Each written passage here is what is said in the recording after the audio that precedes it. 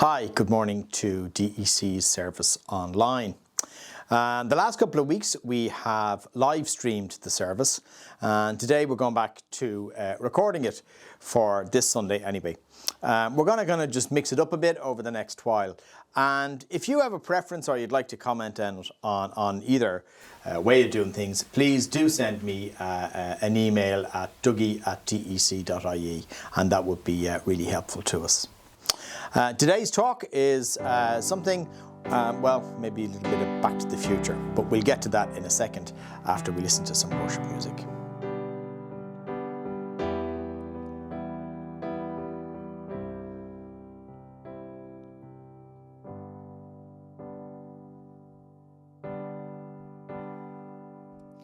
You stood before creation, eternity in your hand.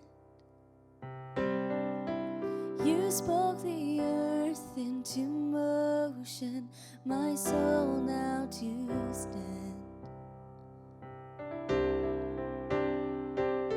You stood before my failures, carried the cross for my shame. My sin weighed upon your shoulders, my soul now to stand. So what can I say?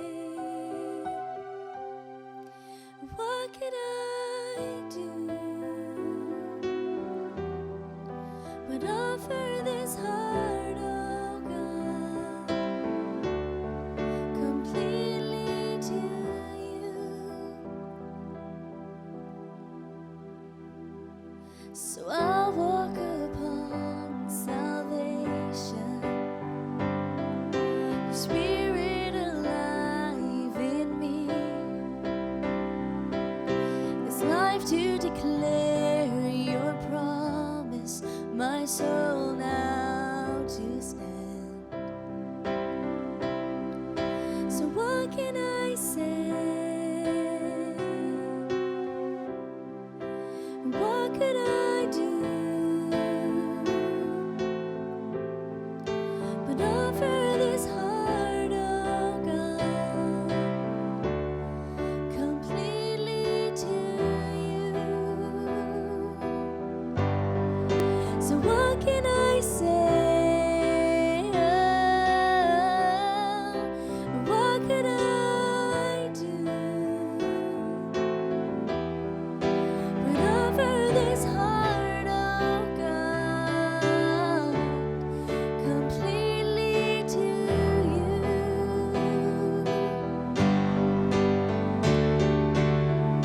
And I'll stand with arms high and heart abandoned, in awe of the one who gave it all. I'll stand, my soul, Lord, to you surrendered. All I am is yours. So I'll stand with arms high and heart abandoned, in awe of the one who gave it all. I'll stand, my soul, Lord, to you surrendered. All I am is yours. All I am is yours. So what can I say? Oh, what can I do but offer this heart, oh God, completely to you?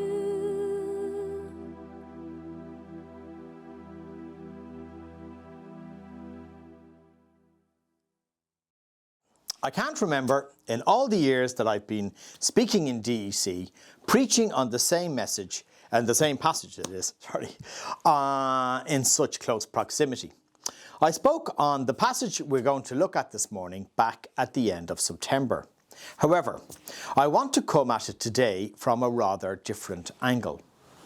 I believe that the Spirit of God has led me back to this passage because somebody listening to this message really needs to hear this from God today. And so, if that's you, I hope you be blessed. The story that we're returning to is a parable that Jesus told about a lost son. If I asked you,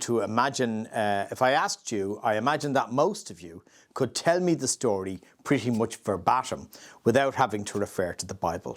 It's so familiar to us. Of course, there's a reason for that. The story is simply brilliant. We can look at it from so many different angles. In September, we looked at the story through the eyes of the religious leaders who Jesus was addressing, and we thought about how churches can so easily be like the older brother in the story. I also offered an invitation at the end, at that time, to come and join the party, the celebration that happened at the end of the 3 stories Jesus told about the lost sheep, the lost coin, and the lost son. Today, however, I want to come at the story from a slightly different angle, as I said. Rob Parsons tells a story that was repeated to him by a priest he met one day at a conference. This was in the UK. In a village near here is a large house. An elderly lady lives there alone, and every night, as darkness falls, she puts on a light in the attic. Her son left home 25 years ago, rather like the prodigal in the parable. But she has never given up the hope that one day he will come home. We all know the house well, and although the bulb must need replacing, none of us have ever seen that house without a light on. It is for her son. That's the story he was told. What a tragically sad and poignant story. It tears the heart out of us to listen to it, and I think all the more as we come towards Christmas time, when loss like that is accentuated. Let's now read the story that Jesus told, just to remind ourselves of what he said. Perhaps you might like to shut your eyes as you listen and just let the words soak in as I read them. I'm using the New Living Translation. A man had 2 sons. The younger son told his father, "I want my share of your estate now, before you die." So his father agreed to divide his wealth between his sons. A few days later, this younger son packed all his belongings and moved to a distant land, and there he wasted all his money in wild living.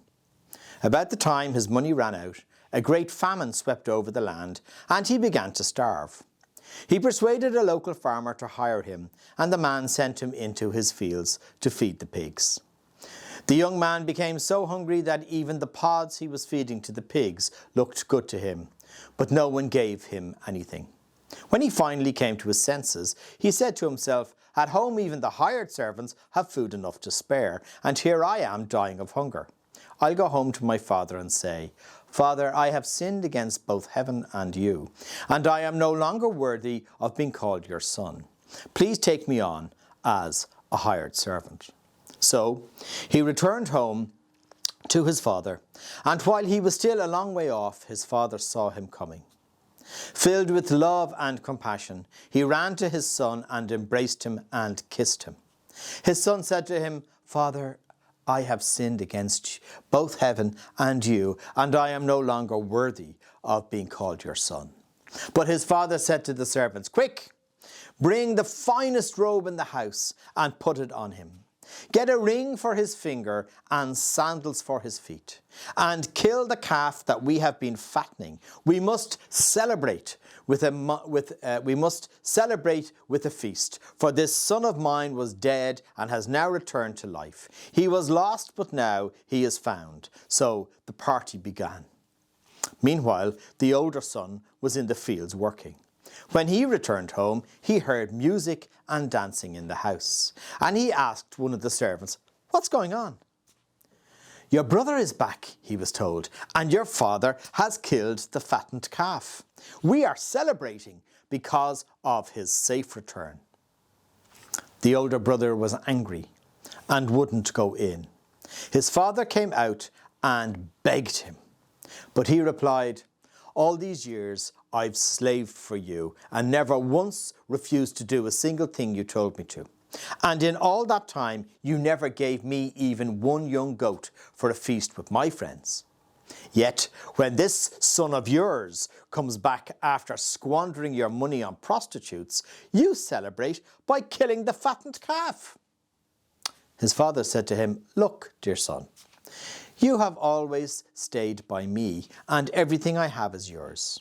We had to celebrate this day, for your brother was dead and has come back to life. He was lost, but now he is found." I don't imagine I'll ever tire of this story. Mostly when Jesus told parables, there was one main point to be made. However, this story is so multi-layered, we can come at it from different ways. Today, I want to mainly address my comments at parents. Parenting is one of the most challenging and worthwhile things we can ever do. However, it can also cause us a great deal of pain, sometimes shame, and I doubt that there is even one of us who, as parents, have not felt a total failure at some stage. The first lost son in the story, the one who seemingly does all the damage to the family, is a thoroughly disreputable brat. He doesn't even wait for his father to die before he demands his inheritance. A deeply shameful thing to do within his culture. In fairness, it wouldn't even be polite now. He ends up a complete mess in the depths of despair. I wonder if the audience Jesus was talking to had much sympathy for the lad, or whether they would have thought him better dead. In the story, Jesus doesn't elaborate too much on how the father felt when the son asked for the cash and left. We can only imagine that he was heartbroken. The story is pretty dramatic. The younger son is a complete reprobate. He parties and blows his whole inheritance on sex, drugs and rock and roll. In many ways, he's like a stereotype of the excesses of teenagers and young adults ever since. But what if we have children who aren't quite as bad as all that, but yet we think of them as a prodigal? What measure do we use to decide? Is it whether they are churchgoers and walking with God? Or is it that they're kind, generous individuals who are trying to play their part in society and perhaps are struggling to define and understand their faith? I think that there can be a tendency within us to declare young people prodigal, or at least lost in our heads, because they choose a way of life different to ours, or make decisions that we are not comfortable with. I believe that some of them have not gone as far away, as it were, to the far country, as we might believe, but are in fact much closer to home. We need to pray for all our children, and as a church for all the children in our fellowship, that God would draw them to himself, regardless of how bad or good they look. I was going to say that for Liz and me, thankfully it's over, that is, parenting teenagers, but actually I quite enjoyed when our kids were teenagers. I want to say that to you, any of the parents who are listening who currently have teenage children, it is definitely not always the easiest place to be. And the world around us can just feel scary. It seems that there's temptation and vice lurking in every corner, ready to trap our kids and turn them into monsters. At least it can feel like that. We can so easily feel disconnected from them by fast-changing culture and technology. I had to learn a whole new language to try and figure out what my teenagers were talking about a lot of the time. I also had to get used to being laughed at regularly when I just didn't get it. Such is the life of a parent. Getting the balance right between parenting, disciplining and encouraging is neither simple nor easy. It will be different with each child, and how we react when we are displeased can have long-term effects. As I said, Jesus doesn't elucidate in his story how the father felt when the younger son was cruel and utterly selfish. We just know that the flames of love were there in his heart, probably sitting there with other emotions, disappointment, terror at what might become of the lad, and some anger at his actions. Whatever it was a tough day for him. Over the years, I have spoken to many fathers and mothers who, in similar circumstances, have asked themselves, what do we do now? I can't give you specific advice that will cover every or any situation, but maybe from our own experience, just say a few things. As most of you know, my wife is a teacher.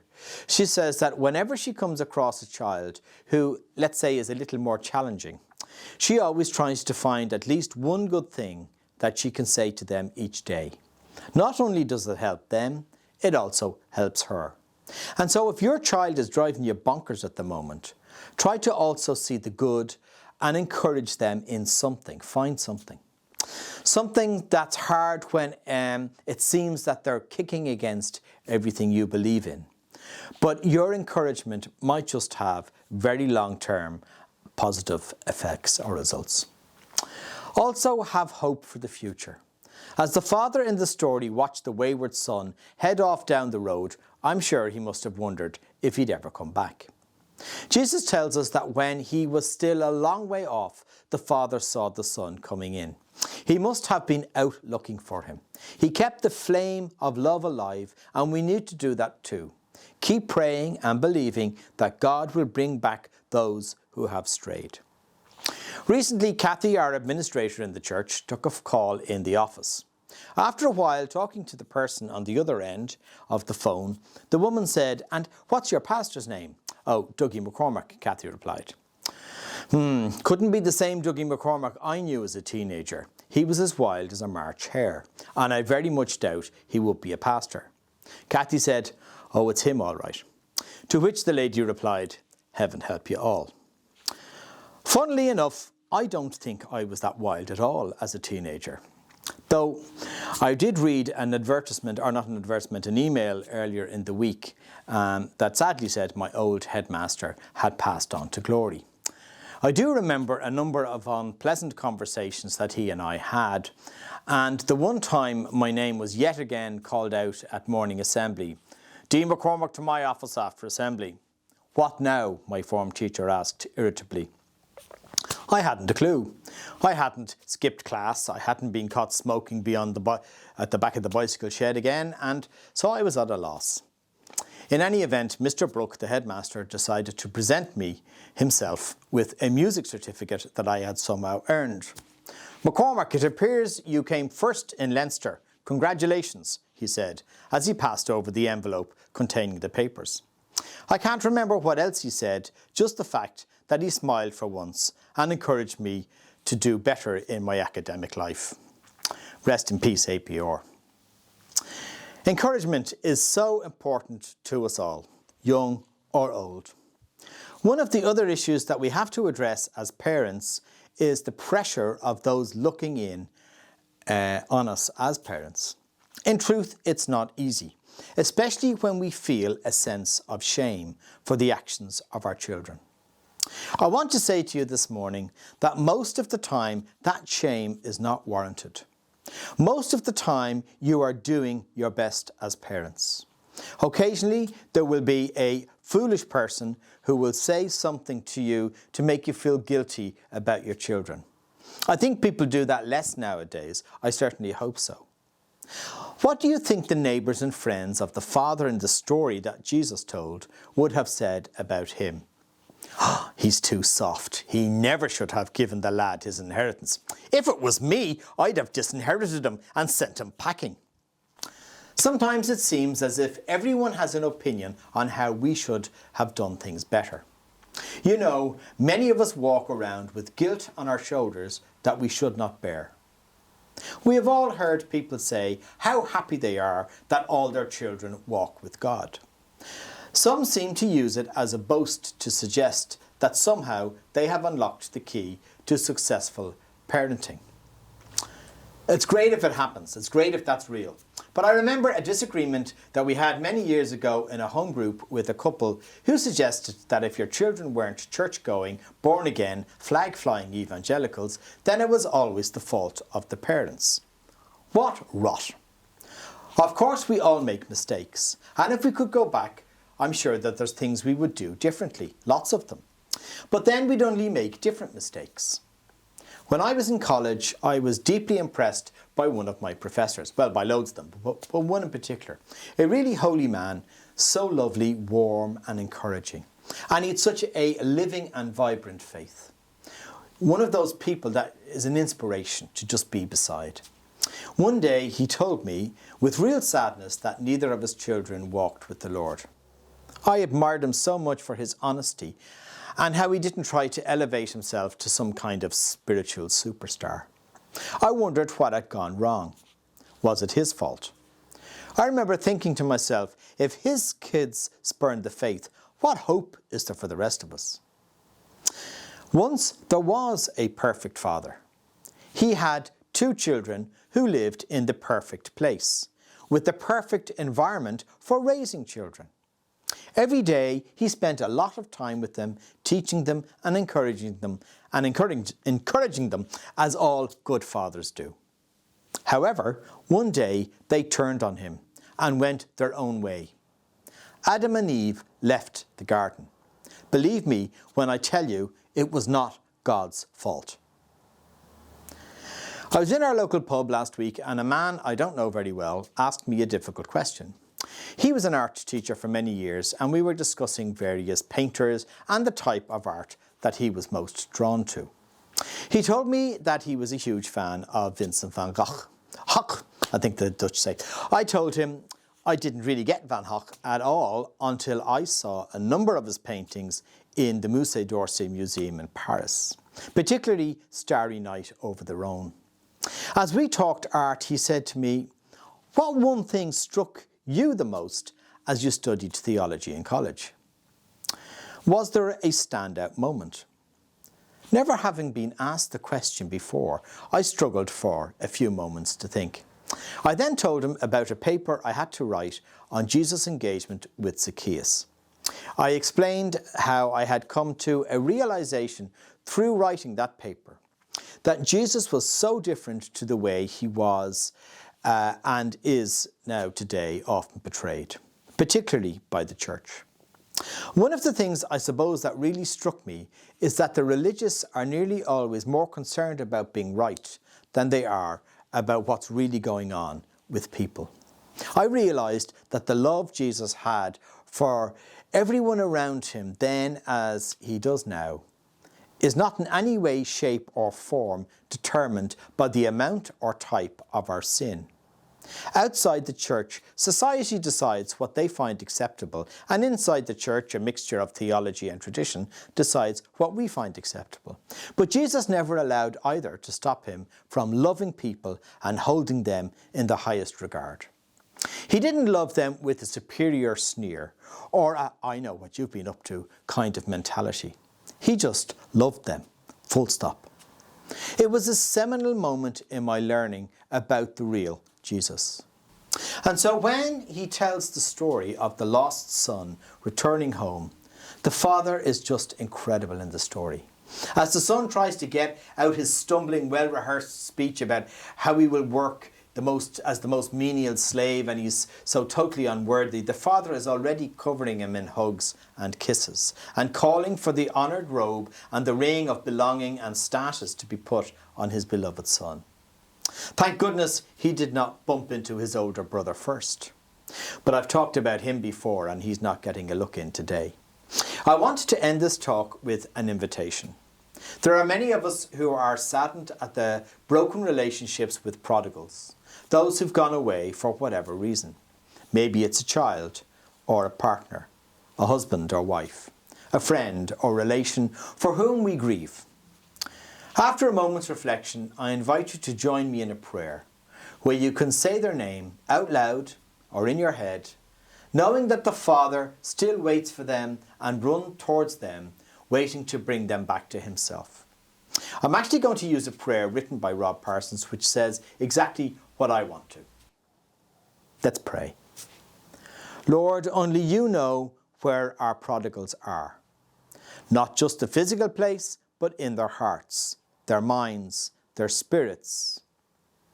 None of us can hide from you, and who is lost that you cannot find. We pray for them. Lord, bring them home. not just to us, not even first to us, but to you. Forgive us if, as parents, friends, or churches, we have made it easier for them to leave or harder to come back. Wherever they are and whatever they are doing, touch their lives. And when they come home, give us the spirit of the father and not the elder brother. And Lord, there are some of us who to the outside world seem never to have left the Father's house. But we ourselves know how far we have wandered. Bring us back also. And when they come back, those who have gone far away and those who have wandered near, then teach us that sometimes in your kingdom, it's not another meeting we need, but a party. Amen.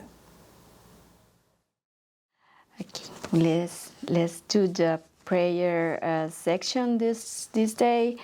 Forgive me if I have to read, but I don't feel comfortable to just speak because the ideas are all over my mind. So I'm going to read and we are going to pray. Father in heaven, we ask now that your name will be hallowed in this moment, in this room, in this place, in this church, in this island. We pray, Lord, that your will would be done here. To that end, Lord, we ask you that you give us spirit of brokenness and humility, because there is nothing impossible for you, Lord God. I pray that you can grant raising tide, leaning upon the Holy Spirit, leaning upon the Word of God, that there will be a countercultural dependence upon prayer rather than a dependence upon other things. Grant that there will be a burden for spiritual awakening, a burden for sharing the gospel, a burden for building healthy, strong biblical churches, a burden for taking the gospel to the nations of the world. Lord, don't let us exhaust our energies. Grant that we will operate out of the fullness of Christ in doing many good deeds in this land. Grant that church will be purified and all the corruption and all the worldliness will be removed. Dear God, I pray that you can work on the renewal of your church. May we live for the sake of the salvation of the world, O God.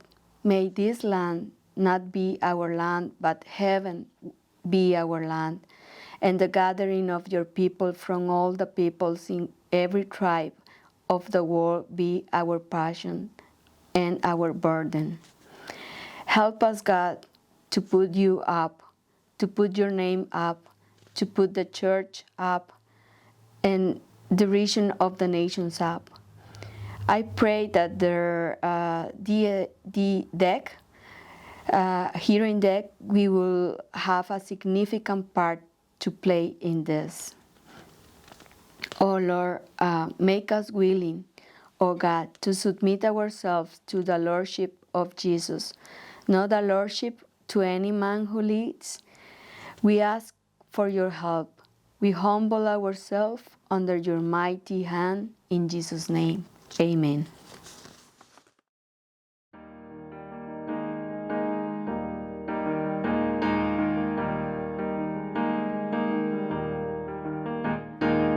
I've heard 1,000 stories of what they think you're like, and I've heard the tender whisper of love in the dead of night, and you tell